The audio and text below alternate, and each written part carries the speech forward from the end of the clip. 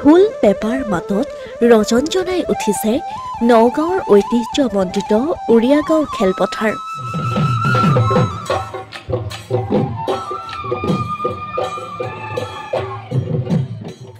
শ নাচনী ঢুলীয়াই সৃষ্টি কৰিছে এক নান্দনিক দৃশ্য।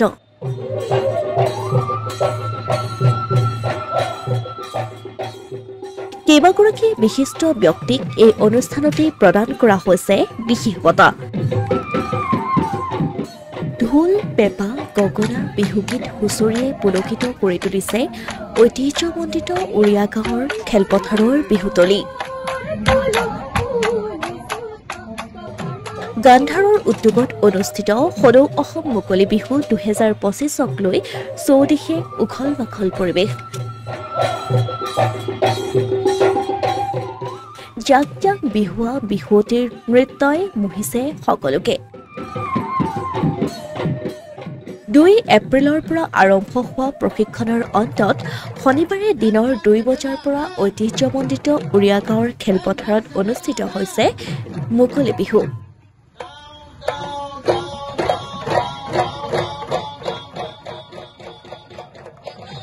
কাৰ্যসূচী অনুসৰি সদৌ অসম ভিত্তিত জেং বিহু প্ৰতিযোগিতা, সদৌ অসম ঢোল পেঁপা গগনা বাদন অনুষ্ঠান, 7 বিহু নাচ, সম্বৰ্ধনা আৰু অভিধা প্ৰদান, 12 ৰহণীয়া সমন্বয় অনুষ্ঠান, 200 শিল্পীৰ দ্বাৰা ঝুমুৰ অনুষ্ঠানৰ লগতে দাপোনমতী, যৌৱনমতী, কাচোনমতী বিহু নাচ প্ৰতিযোগিতা অনুষ্ঠিত হয়।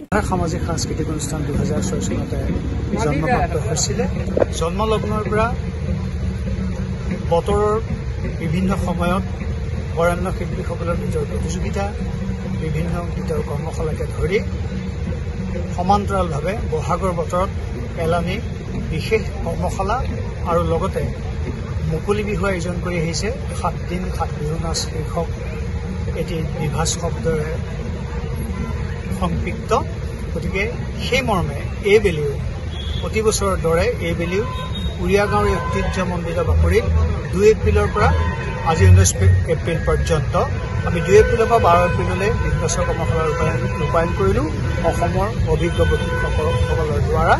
আৰু আজি আমি কৰ্মশালা সামৰণিৰ লগতে বৃহৎ সদৌ অসম মুকলি বিহু আয়োজন কৰিছোঁ। নাৰায়ণ বনিয়া, পল্লৱজ্যোতি মহন্ত, লিলি সন্ধিকৈৰ বন্তি প্ৰজ্বলনৰ লগে লগে আৰম্ভ হোৱা আৰু গান্ধাৰৰ প্ৰধান সম্পাদক প্ৰদীপ বৰাই আধৰা অনুষ্ঠানটিৰ পিছতেই বিহু কৰ্মশালাত অংশ লোৱা প্ৰশিক্ষাৰ্থীসকলৰ দ্বাৰা ঢোল বাদন আৰু হুঁচৰি পৰিৱেশন কৰা হয়। এই মুকলি বিহুৰ অনুষ্ঠানতেই বিশিষ্ট শিল্পী মাধুৰিমা চৌধুৰীক কলিমতী অৰ্থাৎ বিহুৰ দেৱীৰ অভিধা প্ৰদান কৰা হয়। এই সন্মান প্ৰদান কৰে গান্ধাৰে। এই সন্মান লাভ কৰি বিশিষ্ট শিল্পীগৰাকীয়ে কয়, কি কম, মই মানে ভাষাৰে বুজাব পৰা নাই। গান্ধাৰে যি আজি কলিমতী অভিধাৰে মোক সন্মানিত কৰিছে, সেইটো আচলতে ভগৱানৰ দান বুলি ক'ম।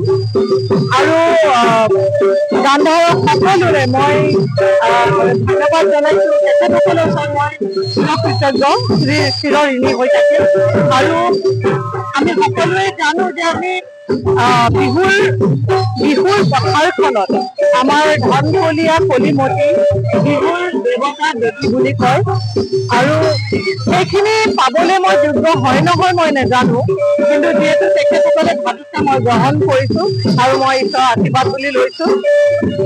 আৰু সেইখিনিকে মই এতিয়াৰ পৰা আৰু নিজেই ভাবিছো যে এই বিহুৰ পথাৰখনত মই যিমান পাৰো আগবাঢ়ি যাবলৈ চেষ্টা কৰিম, কাম কৰি।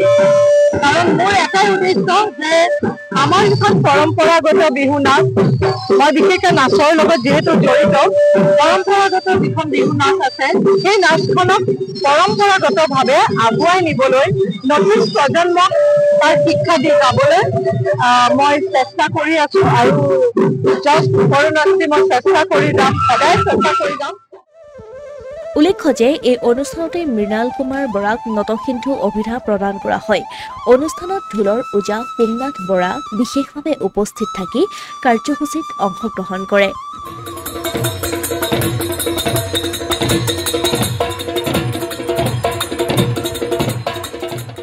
অসমীয়া প্ৰতিদিন ডিজিটেল সংবাদ নগাঁও।